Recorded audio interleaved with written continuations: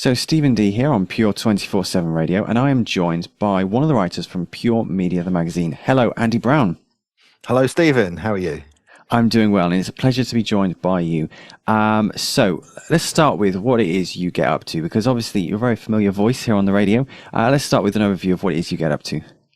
Yeah, absolutely. So, my day job, I work in an office. I work on kind of data and analysis and lots of dull things like that. Mostly spending my time in meetings or in front of a computer screen. But yeah, out of hours. Obviously, one of the hosts here on Pure 24/7 Radio. So I do the 90 show on a Thursday, which I really enjoy, and of course, I also do the Wake Up at the Weekend show on a Saturday morning. And when I'm not doing that, then yeah, obviously I have a hectic family life, and of course, occasionally write for the magazine as well. So hence why we're here today. Excellent. Yes. So, on that note, Pure Media, the magazine, you do a column about technology, which is really good. Let's start with you really enjoy technology. Is that right?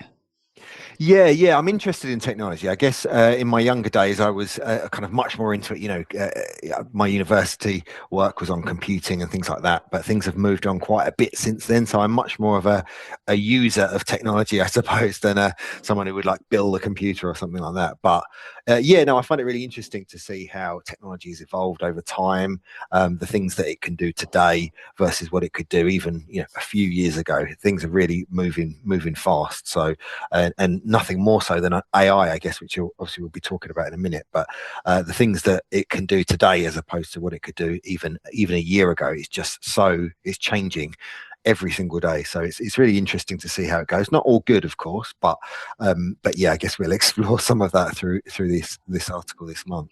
Yes, so the February edition of Pure Media, the magazine. I'd hold up a copy, but I don't actually have one with me.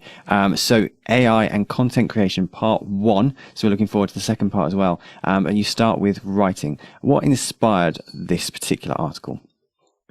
I was thinking about AI and how different people use it, and one of the places people start with, I suppose everybody starts using it a bit like a search engine, so asking questions, finding out information. That's kind of your first step, and then people start to use it to craft things like emails. And I think that's really where a lot of people's journeys begin, with some of these LLM tools, these large language models, things like ChatGPT, Gemini, Grok, all of these different things that we hear about. Essentially a chat window, so it kind of lends itself really well to writing text. A lot of people are using these tools to create different kinds of content, whether it's things for websites, whether that's audio or even video these days. So that kind of got me thinking about the ways people use it.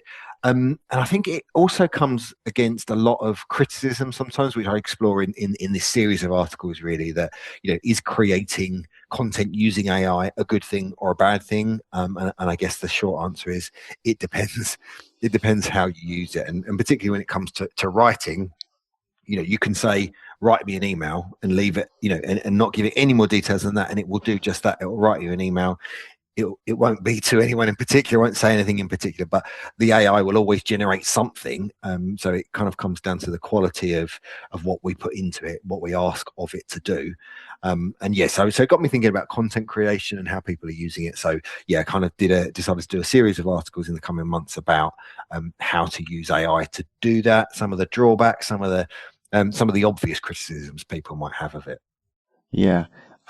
So that's what inspired you for this. Now, you mentioned in this article AI slop. I've heard this term bandied around a few times. Do you mind just expanding what that might mean? Yeah, absolutely. So AI slop, I guess there's a few different definitions, but essentially generating kind of low quality content is one definition. So rather than say you want to write an article on a blog or something, a human would probably give that quite a lot of effort and write into that as well as they can. Whereas AI will generate anything you ask it. Give me an article on subject X, and it will do that.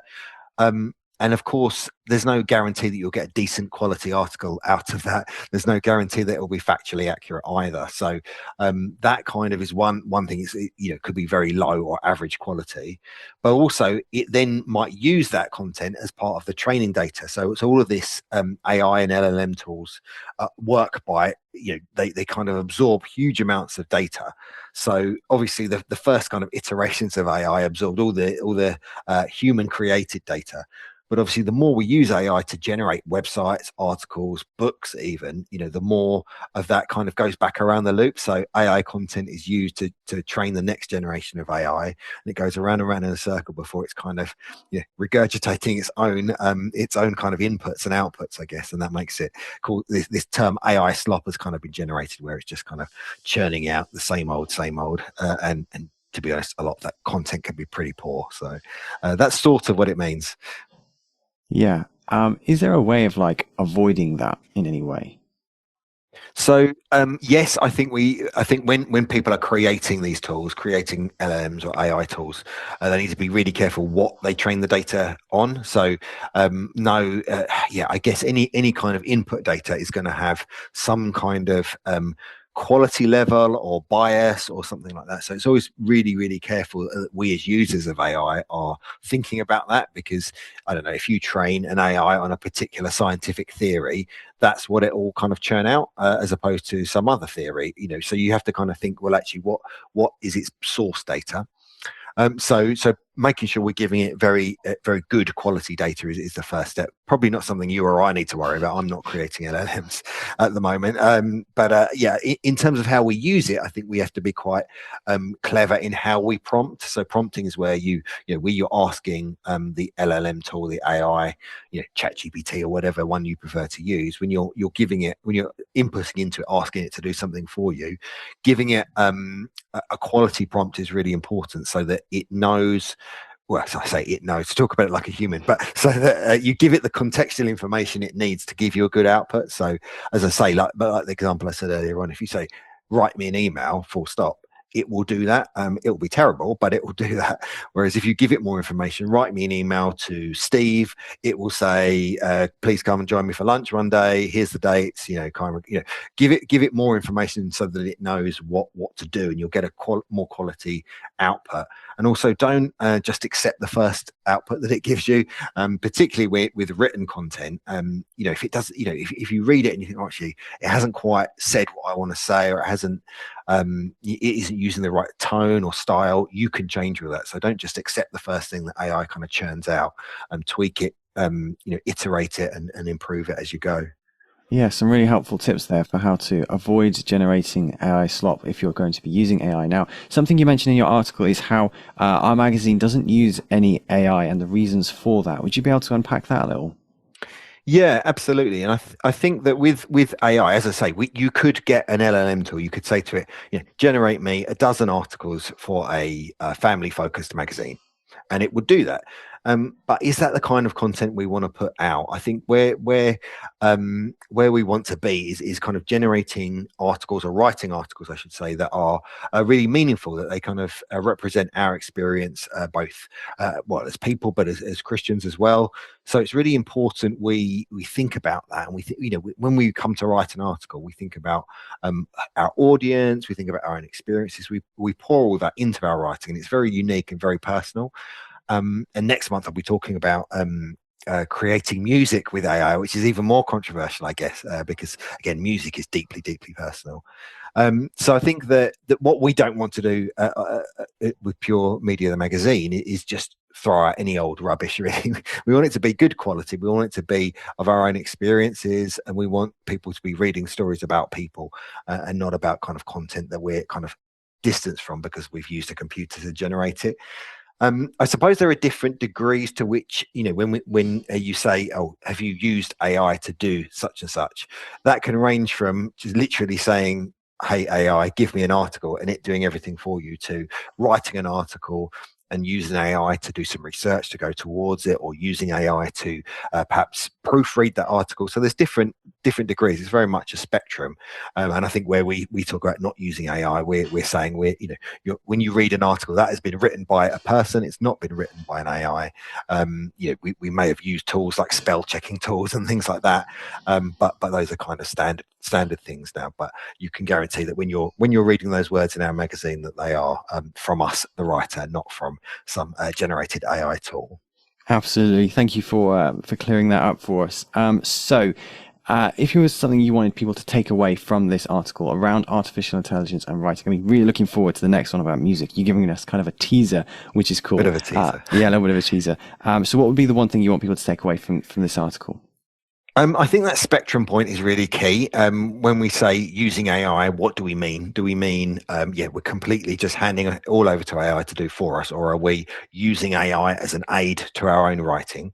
And I think as well, the other thing I'd like to say is that when it comes to using LLMs to enhance our writing, it's really about doing exactly that.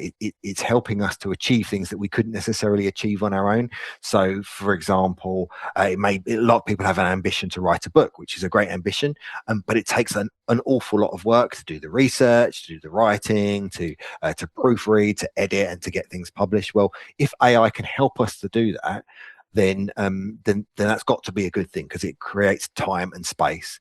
That's quite different from just saying, oh, hey, AI, give me a book, generating it and then putting our name on it and putting it out in the world.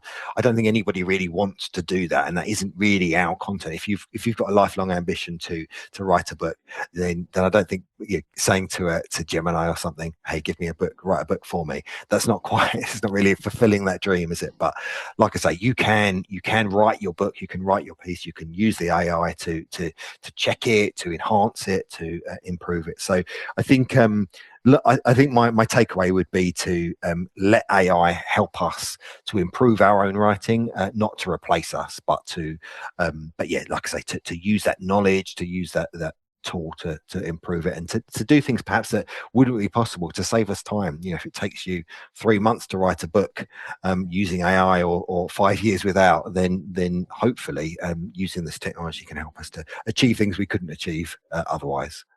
Excellent. Thank you so much for joining us, Andy Brown. It's been a pleasure to talk about this AI and to give us an understanding of that spectrum of how far we might use or not use AI. Thank you so much for joining us. Not at all. Thanks for having me.